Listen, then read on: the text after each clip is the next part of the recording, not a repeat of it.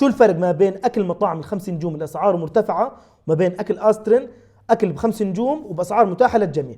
يلا نعرف. وجايبين فكره جديده من كل مطبخ بالعالم، جايبين اكله، يلا نكتشفهم. واول اشي من المغرب شوربه الحرير المغربيه، موجود فيها عدس مقشر واللحم. وبنقول بسم الله.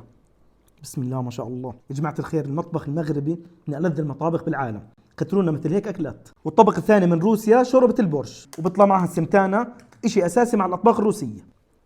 ودور المطبخ الفلسطيني عاملين رولات مسخن بطريقه عصريه، وهيك بكون من الداخل، وبنغمسها بصوص الطحينيه. انظف واذكى رولات مسخن بجربهم لغايه الان، ما شاء الله. من المطبخ الفرنسي موزايك الدجاج، وخلينا نجربها مع الماش بوتيتو، والله غير تستمتع بكل لقمه. من الاردن صيديه الهامور مع البقدونسيه والليمون، والهامور معمول فيليه. بسم الله. الصياديه اللي عاملينها زي كاني انا رايح على السوق وجايب احسن اغراض وعاملها بالبيت، ما شاء الله، نظافه وكلها مليانه نكهه. وبنختمها بالسلطات. من البيرو سلطه الكينوا ومعدين عليها، منظرها لحاله بيحكي.